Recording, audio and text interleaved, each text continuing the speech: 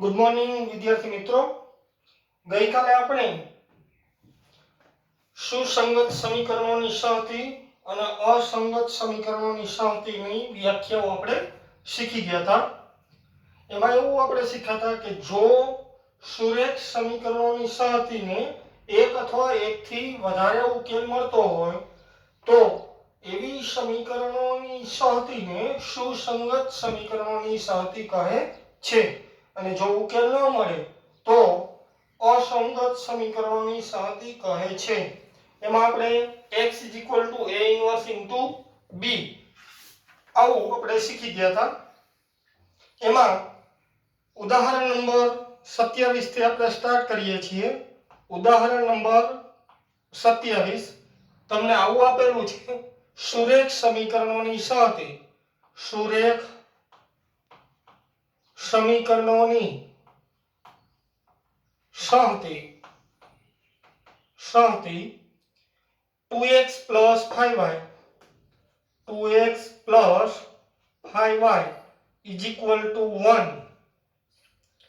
3x + 2y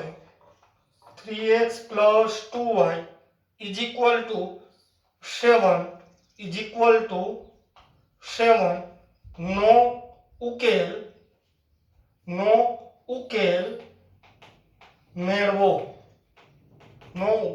મેળવો। હવે આ સમીકરણોની સહતી તમે લોપની રીતે ઉકેલો તો તમારા માટે એકદમ સરળ થઈ જાય, પરંતુ અહીંયા લોપની રીતે નથી ઉકેલવાનું, નિશ્ચયકની મદદથી આ સમીકરણોની સહતીને ઉકેલવાનું છે। તો ઉપરોક્ત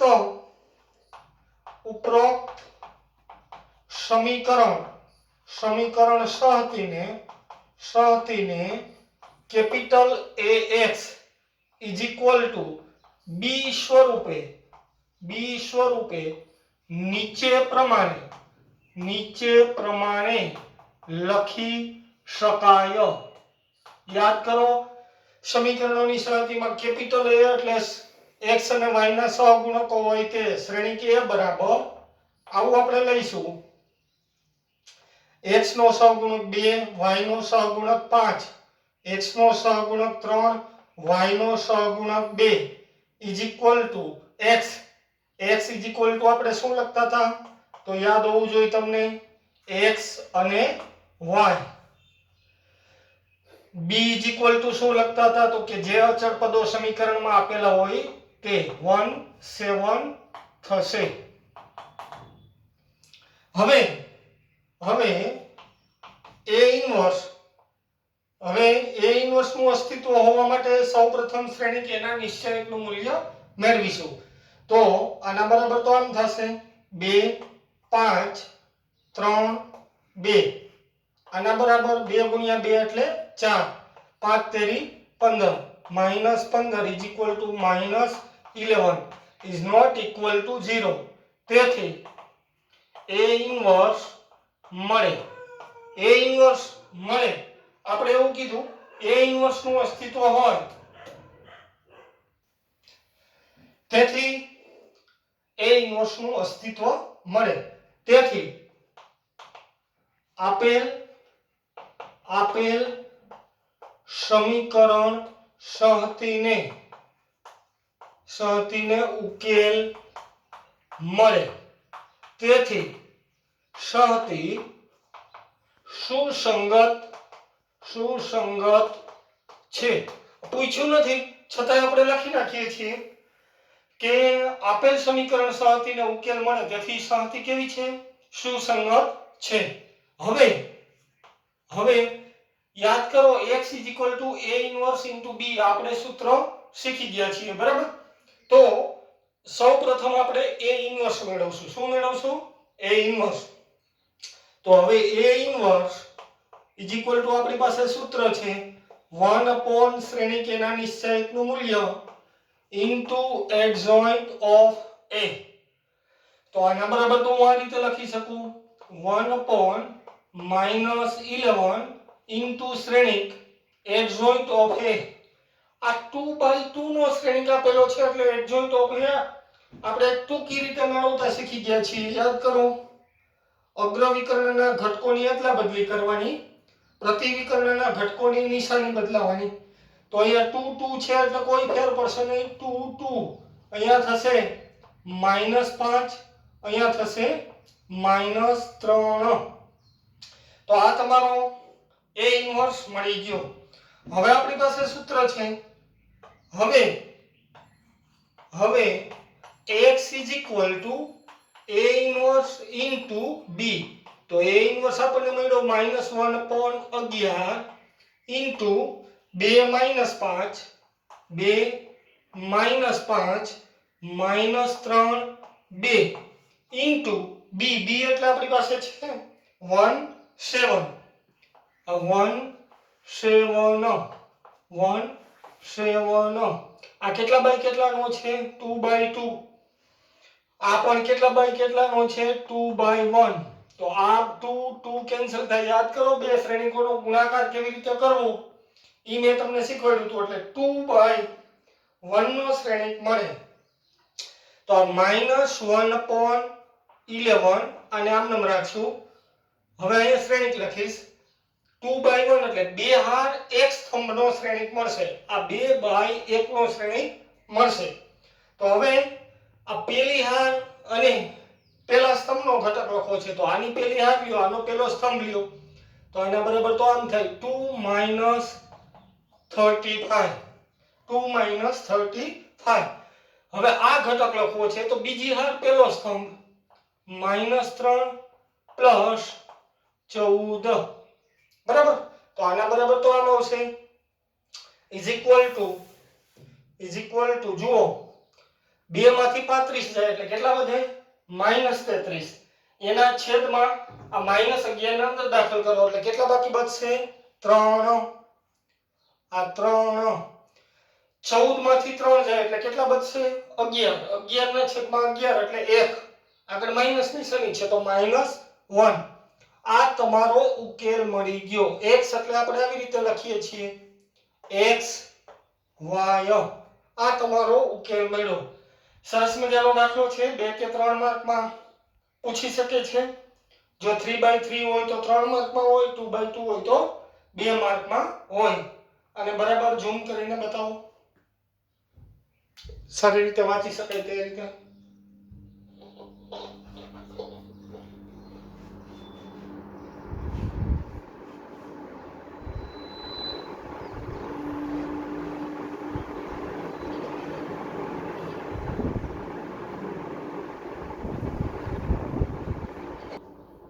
ચાલો હવે આ 27મું ઉદાહરણ બરાબર સમજાઈ ગયું હોય તો હવે આપણે એક 3/3 માં લઈ લઈએ.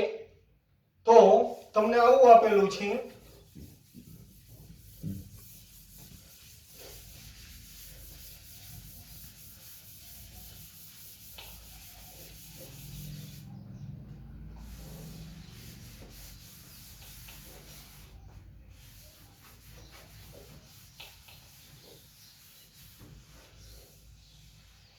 ચાલો ઉદાહરણ નંબર 28. તમને આવું કહે છે કે સુરેખ સમીકરણોની સહાયથી શ્રેણીક પદ્ધતિથી ઉકેલ મેળવો. 3x - 2y 3x - 2y 3x - 2y plus 3z is equal to 8. બીજું સમીકરણ છે 2x + y 2x + y minus z is equal to 1. 4x minus 3y 4x minus 3y plus 2z is equal to 4. તો આપણે જે રીતને અનુસરતા હતા એ રીતને આપણે ફોલો કરશું. ઉપરોક્ત સમીકરણ સહતીમાં a is equal to આપણી પાસે છે 3 - 2 3 2 1 -1 4 -3 2. x is equal to તમારી પાસે છે x y અને z. b is equal to છે અચળ પદો 8 1 4 એટલે અહીંયા લખશું આપણે 8 1 અને 4। હવે પહેલા વેલા શું ચેક કરવાનું તો કે એ સામાન્ય શ્રેણિક છે કે નહીં। એ ઇન્વર્સ નું અસ્તિત્વ હોય તો સમીકરણ સહઅતિ સુસંગત કહેવાય। પૂછ્યું નથી છતાં આપણે આ તો ફરજિયાત ગોતવાનું જ છે। તો શ્રેણિક એના નિશ્ચાયકનું મૂલ્ય, હવે શ્રેણિક હું લખતો નથી, ડાયરેક્ટ નિશ્ચાયકનું મૂલ્ય અહીંથી ફાઇન્ડ આઉટ કરું છું। તમારે એ શ્રેણિક લખવો ફરજિયાત છે। તો 3 2 ઓછા ઓછા વત્તા પાછા ઓછા 3 માઇનસ માઇનસ પ્લસ 2 આ સ્તંભ કેન્સલ 4 વત્તા 4 ત્રીજો ઘટક પ્લસ 3 3 દુ માઇનસ 6 માઇનસ 4। તો આનો ફાઇનલ જવાબ આવશે -17 ઇઝ નોટ ઇક્વલ ટુ 0। તેથી એ ઇન્વર્સ મળે। અહીંયા સુધી પહોંચ્યા। એ ઇન્વર્સ મળે એનો અર્થ શું થાય તો કે આપેલ સમીકરણોની સહઅતિ સુસંગત છે। તેથી આપેલ સમીકરણોની સહઅતિ સુસંગત એટલે સહઅતિને ઉકેલ મળે છે। તેથી તે સુસંગત સમીકરણોની સહઅતિ છે। સુસંગત છે। હવે સુસંગત છે તો હવે પહેલા આપણે શું મેળવવું જોઈશે? એ ઇન્વર્સ। એ ઇન્વર્સ મેળવવા માટે આપણે પહેલા શું મેળવવું પડે? એડજોઇન્ટ ઓફ એ। તો એડજોઇન્ટ ઓફ એ મેળવવા માટે તો આ 3/3 છે, તો હવે સીધું જ લખું છું adjoint of A. Adjoint of A બરાબર, હવે દરેક ઘટકનો આપણે સહઅવયવ લખતા જશું। બરાબર જોજો, એડજોઇન્ટ ઓફ એ પહેલા ઘટક 2 પ્લસ 3 એટલે આનો 3 નો સહઅવયવ 2 માઇનસ 3 એટલે -1। ફરીથી બોલું છું, આ 3 નો સહઅવયવ, હાર સ્તંભ કેન્સલ 2 માઇનસ માઇનસ પ્લસ પાછા માઇનસ 2 માઇનસ 3 એટલે શું આવશે? -1। -2 નો સહઅવયવ, હાર સ્તંભ કેન્સલ 4 વત્તા 5 એટલે સોરી 4 વત્તા 4 એટલે 8। 3 નો સહઅવયવ 3 દુ -6 -4 એટલે -10। 8 આ માઇનસ નિશાની આવશે કારણ કે પેલી હાર બીજો સ્તંભ છે અયુગ્મ i પ્લસ j ઘાત એટલે। પછી 2 નો સહઅવયવ, હાર સ્તંભ કેન્સલ -4 પ્લસ 6 એટલે ફરીથી -4 પ્લસ 9 એટલે 5 આવશે। બીજી હાર પેલો સ્તંભ એટલે અયુગ્મ -5। આ 1 નો સહઅવયવ આવશે, હાર સ્તંભ કેન્સલ 3 દુ 6 4 તેરી 12 એટલે 6 અહીંયા આવશે -6। -1 નો સહઅવયવ 1, હવે તમારી ટેક્સ્ટમાં આપેલા છે, હવે તમે જોઈ લેજો। -1 પછી 9 અને 7 આ સહઅવયવ ગોતવા એ જ મહત્વની બાબત છે। આ બરાબર ધ્યાન રાખજો, સહઅવયવ ગોતવા એ મહત્વની બાબત છે। તો હવે એ ઇન્વર્સ ઇઝ ઇક્વલ ટુ આપણી પાસે સૂત્ર છે 1 શ્રેણિક એના નિશ્ચાયકનું મૂલ્ય ઇન્ટુ એડજોઇન્ટ ઓફ એ। તો હવે હું અહીંયા સીધું જ લખું છું 1/-17 એડજોઇન્ટ ઓફ એ તમારી પાસે મળી ગયો છે -1 -8 -10। તો અહીં લખું છું -1 -8 -10। બીજી હાર છે -5 -6 1 એટલે અહીં લખું છું -5 -6 1। ત્રીજી હાર છે -1 9 7 એટલે અહીં લખું છું -1 9 7। ફરીથી આ તમારો મળ્યો એ ઇન્વર્સ, બરાબર। તો હવે એ ઇન્વર્સ મળ્યો તો હવે આપણી પાસે સૂત્ર છે ax a ઇન્વર્સ b। તો a ઇન્વર્સ અહીં લખશું 1/-17 -17 -1 -8 -10 -5 -6 1 -1 9 આ 7। હવે બી આપણી પાસે છે 814 તો અહીંયા લખશું 814 જુઓ આ કેટલા બાય કેટલાનો હોય 3/3 આ કેટલાનો શ્રેણિક છે 3/1 તો વધશે હું 3/1 આ બંનેનો ગુણાકાર કેમ કરવો એ તમને સારી રીતે આવડે છે તો આનો જવાબ તમે ફાઇનલ ગુણાકાર કરીને તમે મેળવજો આનો જવાબ આવશે 1 2 3 અહીંયા આવશે x એટલે આપણે લખીશું x y z આ બંનેનો ગુણાકાર તમારી ઉપર છોડું છું મારી પાસે જગ્યાનો અભાવ છે તો તમે તમારી રીતે ગુણાકાર કરજો અને ઝૂમ કરીને બતાવી દો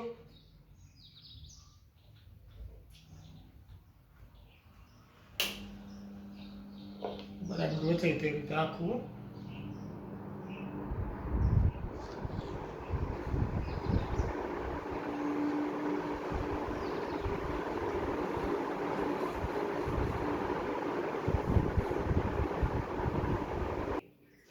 ચાલો હવે આપણે 29 માં ઉદાહરણ ઉપર આગળ વધીએ આ બરાબર સમજાઈ ગયું હશે હવે આવા 3/3 ના કે 2/2 ના ગમે એવા દાખલા આવે તો તમે સોલ્વ કરી શકો તો એક્સરસાઇઝ નંબર 4.6 માં આવા જ બધા દાખલાઓ છે હમણાં આપણે જોઈએ એક ઉદાહરણ લઈને હવે એક ઉદાહરણ તમને થોડા જુદા સ્વરૂપે આપેલું છે એને આપણે જોઈ લઈએ ઉદાહરણ નંબર 29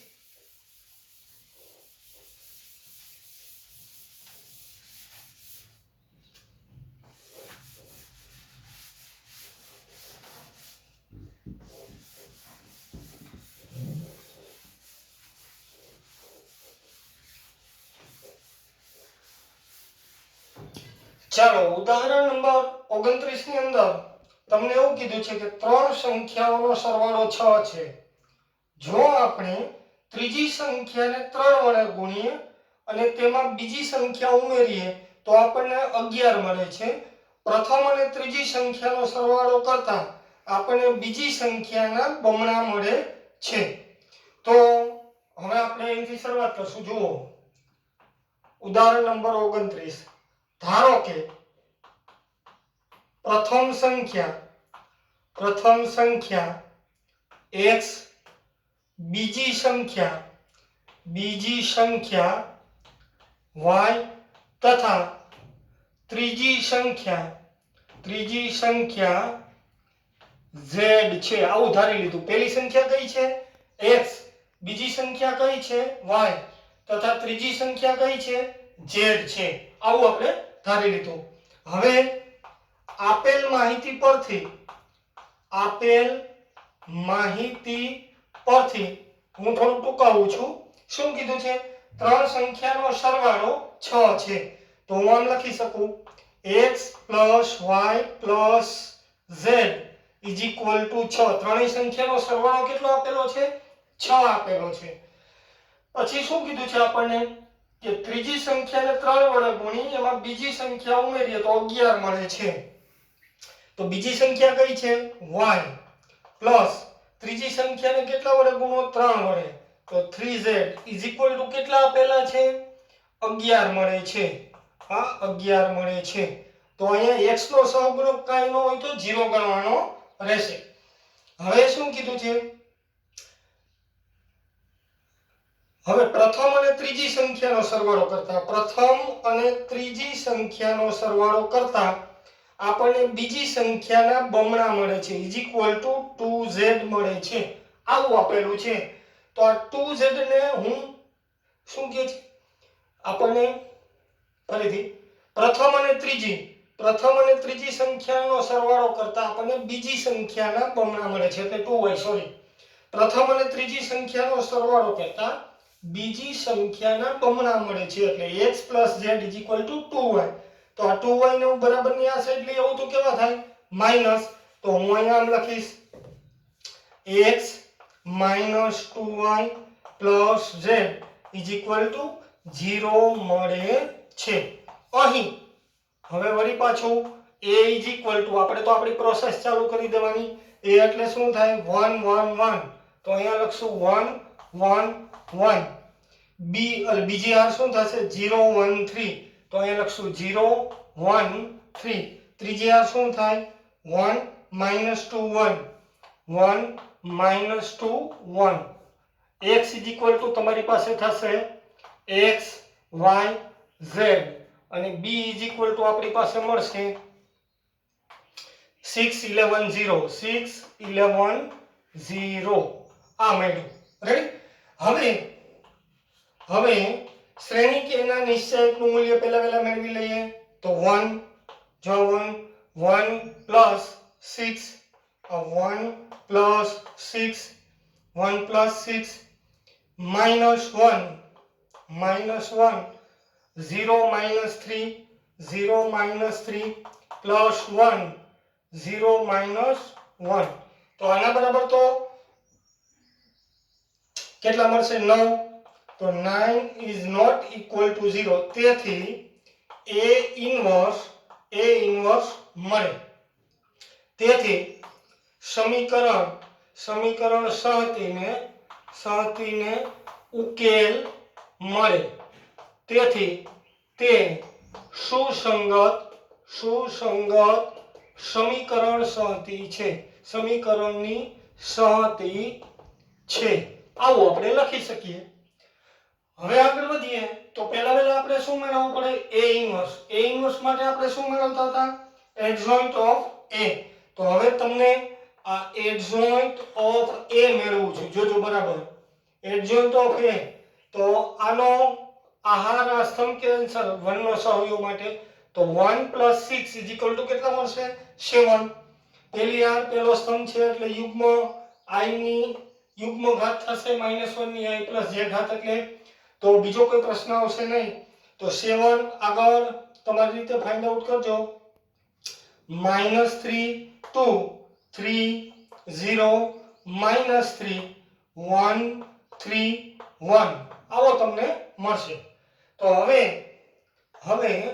a ઇન્વર્સ જો આ પ્રોસેસ જ મહત્વની છે એડજોઇન્ટ ઓફ a મેળવવાની હું ડાયરેક્ટ ટેક્સ્ટમાંથી સીધા લીધા છે તો તમારે સીધા લેવાના નથી કારણ કે પેપર દરમિયાન આ દરેક ઘટકનો સહયોગ મેળવવામાં તમે ભૂલ કરી શકો છો તો ક્યાં ભૂલ આવે છે અને ક્યાં ભૂલ નથી આવતી એ તમારે બરાબર સાવચેતીપૂર્વક ચાલવું પડે જરા પણ ભૂલ આવે તો પૂરા માર્ક તમારા જઈ શકે છે તો હવે આપણે a ઇન્વર્સ મેળવવા માટે આપણી પાસે સૂત્ર છે 1 શ્રેણી કે ના નિશ્ચયકનું મૂલ્ય ઇન્ટુ એડજોઇન્ટ ઓફ a તો 1 શ્રેણી કે ના નિશ્ચયકનું મૂલ્ય આપણને કેટલું મળ્યું છે 9 તો અહીંયા લખશું 1/9 ઇન્ટુ શ્રેણી કે ના નિશ્ચયકનું મૂલ્ય છે 7 શ્રેણી એડજોઇન્ટ ઓફ a છે 7 - 3 2 તો અહીંયા લખશું 7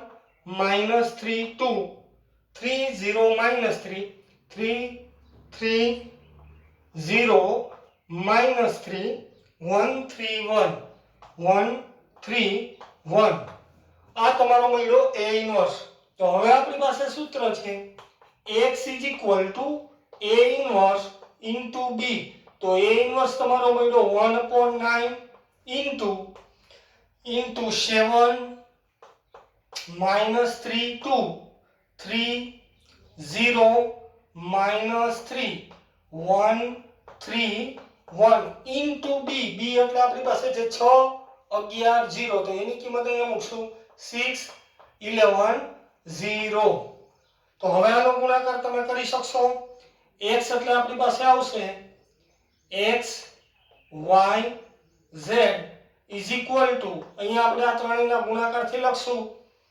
ફાઇનલ જવાબ આવશે આપણો 1 2 અને 3 1 2 અને 3 બરાબર તમારે ગુણાકાર જાતે કરવાનો છે તમારે ડાયરેક્ટ જવાબ મૂકવાનો નથી તો આને ઝૂમ કરીને બતાવી દો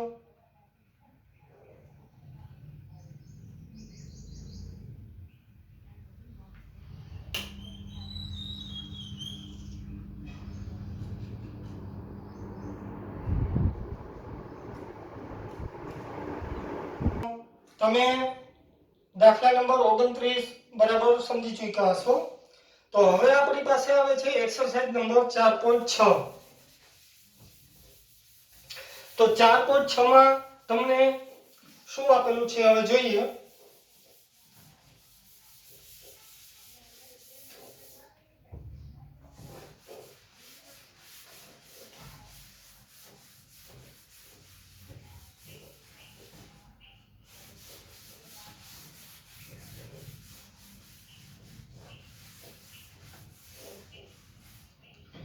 ચાલો હવે 4.6 માં પ્રશ્ન નંબર 1 થી 6 માં આપેલ સમીકરણોની સહગતિની સુસંગતતા ચકાસો. સુસંગતતા ચકાસો એટલે તમારે શું કરવાનું છે? ફક્ત a ઇન્વર્સ નું મૂલ્ય શ્રેણી કેના નિશ્ચયકનું મૂલ્ય મેળવવાનું છે. આથી ઉપર જો શ્રેણી કેના નિશ્ચયકનું મૂલ્ય is not equal to 0 આવે તો ડાયરેક્ટ તમારે કહી દેવાનું છે કે આપેલ સમીકરણોની સહગતિ સુસંગત છે. જો શ્રેણી કેના નિશ્ચયકનું મૂલ્ય is equal to 0 આવે તો તમારે કહેવાનું છે કે આપેલ સમીકરણોની સહગતિ સુસંગત નથી. આટલો જ જવાબ આપવાનો છે. એ સિવાય તમારે ઈચ્છા પડે તો આગળ x is equal to આ xy ની કિંમત મેળવવી હોય તો પ્રેક્ટિસ માટે મેળવી શકો, પણ દાખલાનો ભાગ થશે નહીં. ફરીથી બોલું છું, 1 થી 6 દાખલાની અંદર સમીકરણોની સહગતિ સુસંગત છે કે નહીં ચેક કરવાનું છે. એટલે નિશ્ચયકનું મૂલ્ય is not equal to 0 તો સીધું જ કહી દેવાનું કે આપેલ સમીકરણોની સહગતિ સુસંગત છે. is equal to 0 તો કહી દેવાનું કે સુસંગત નથી. આ 1 થી 6 દાખલા તમને હું હોમવર્કમાં આપું છું અને 7 થી 14 માં સમીકરણોની સહગતિનો ઉકેલ શ્રેણીકની મદદથી મેળવો આવું કીધેલું છે. તો 14 સુધીના દાખલા હું તમને હોમવર્કમાં આપું છું. તો 7 થી 14 ની અંદર તો તમારે x y z ની કિંમતો પણ મેળવવાની છે જે ચલ આપેલા છે તેની. પણ 1 થી 6 ની અંદર ઈ ચલની કિંમતો મેળવવાની નથી. તો આ બંને દાખલાઓ 1 થી 14 સુધીના દાખલાઓની તમે પ્રેક્ટિસ કરજો. જો ન આવડે અથવા તો કોઈ પણ વસ્તુ તમને ન સમજાય તો આવતા લેક્ચરની અંદર આપણે એ ઉદાહરણોની ચર્ચા કરીશું. હવે ત્યારબાદ આપણું પ્રક્રિયાનો સ્વાધ્યાય શરૂ થાય છે. તો પ્રક્રિયાના ઉદાહરણો તમારે જાતે કરવાના છે. 3-4 આપેલા છે, 30, 31, 32, 33 અને 34. આટલા પ્રક્રિયાના ઉદાહરણો છે. એની પ્રેક્ટિસ અત્યારથી ચાલુ કરી દેજો. જો કોઈ પણ ઉદાહરણ એમાંથી ન સમજાય તો મને કોમેન્ટ બોક્સમાં તમે પ્રશ્ન કરીને પૂછી શકો છો, જેથી કરીને એ ઉદાહરણ હું તમને બોર્ડ ઉપર સોલ્વ કરાવીશ. ત્યારબાદ આપણે પ્રક્રિયાના સ્વાધ્યાયમાં આગળ વધીશું. તો આજે આપણે ગણિતમાં અહીંયા સુધી રાખીશું. તો છેલ્લે આપણે અધ્યાત્મની અંદર એક પ્રશ્ન ઉપર ચર્ચા કરી હતી. જો તમને ખ્યાલ હોય તો મેં આવા 3 ટોપિક લખ્યા હતા બોર્ડ ઉપર: વિજ્ઞાન, ધર્મ અને કલા. તો વિજ્ઞાન, ધર્મ અને કલા કોણ કેની સાથે કેવી રીતે સંકળાયેલું છે એ મેં ત્યારે તમને બહુ ડીપ નહોતો લઈ ગયો, પણ વિજ્ઞાન એટલે શું એ મેં તમને ચર્ચા કરી હતી કે ટ્રુથ એટલે કે સત્યની જે શોધ કરે એને વિજ્ઞાન કહેવાય. ફરીથી બોલું છું, સત્યની શોધ કરે એને શું કહેવાય? વિજ્ઞાન. સત્ય તમે બની જાઓ એને શું કહેવાય? ધર્મ. સત્ય તમે બની જાઓ એને શું કહેવાય? ધર્મ. અને ઈ જો સત્યનું તમે રજૂઆત કરો, એક્સપ્રેશન કરો તો એને શું કહેવાય? કલા. તો અત્યાર સુધીના જે ધર્મોની ઉત્પત્તિ થઈ એમાં વિજ્ઞાન એની પૂરેપૂરી ઊંચાઈ ઉપર ના હોય તો વિજ્ઞાન વગરનો જે ધર્મ જન્મ લે એ ધર્મની અંદર અંધશ્રદ્ધા હોય. શું હોય? અંધશ્રદ્ધા સિવાય કાંઈ ન હોઈ શકે. એનું કારણ એ છે કે જ્યાં સુધી માણસને સત્ય શું છે એ સમજાય નહીં ત્યાં સુધી ક્યારેય સત્ય બની શકે નહીં, સત્યને પામી શકે નહીં. સત્યને તમે પામ્યા જ નથી તો સત્ય બનવાનો પ્રશ્ન જ તમારી પાસે નથી આવતો. તો અત્યાર સુધીના જે ધર્મો એવું નથી કે બધાય ધર્મ એવા છે. આપણે હું કે હિન્દુ ધર્મ કે મુસ્લિમ ધર્મ કે ઈસાઈ ધર્મ કે ઈ ધર્મની વાત નથી કરતો, બરાબર ધ્યાન રાખજો. એવો ધર્મ કે જે વિજ્ઞાન એની પૂરેપૂરી ઊંચાઈઓ હોય અને પૂરી ઊંચાઈમાંથી જન્મ લે એને ધર્મ કહેવાય. તો આઈન્સ્ટીને એના મૃત્યુના થોડા દિવસો અગાઉ એના સંસ્મરણોમાં એના મિત્રોને કીધું હતું કે મને એવું હતું, મેક્સ પ્લાન્કે એવું કીધેલું છે, મેક્સ મુલરે એવું કીધેલું છે, દરેક કેટલાય વૈજ્ઞાનિકો આવું કહી ગયા છે કે એના જિંદગીના થોડા દિવસો બાકી હતા ત્યારે એને એવું કીધું હતું કે અમારી યુવાનીમાં અમને એવો અનુભવ હતો કે આપણે મૃત્યુ પામશું એ પહેલા લગભગ બધું સંશોધન આપણે કરી લેશું. પણ આઈન્સ્ટીને એના સંસ્મરણોમાં એવું લખ્યું છે કે હું જેમ જેમ શોધ કરતો ગયો એમ એમ મને આગળ એવી અનુભૂતિ થતી ગઈ કે હજી તો અસંખ્ય આયામો ખુલે. એક આયામનું સંશોધન કરે તો એમાંથી અસંખ્ય આયામો નવા જન્મી લે. તો ત્યારે આઈન્સ્ટાઈને એવું સમજાણું કે આ બ્રહ્માંડ તો અનંત છે, એની અંદર જેમ સંશોધન કરો એમ નવું રહસ્ય તમારી સામે, નવું રહસ્ય જન્મ લે. બીજું સંશોધન કરો તો નવું રહસ્ય આવે. તો આ જ રીતે આગળ ને આગળ ચેઇન ચાલુ છે. તો હજી આપણે આ ત્રણેય વિષય વિશે ડીપમાં ચર્ચા કરવાની છે. આપણી પાસે સમયની મર્યાદા છે, તો આજે બહુ હજી ડીપમાં જતા નથી. ક્યારેક અડધો લેક્ચર આના ઉપર જ લઈ લેશું, ત્યારે વધારે ડીપ કરી ચર્ચા કરીશું. તો આજે અહીંયા સુધી રાખીએ.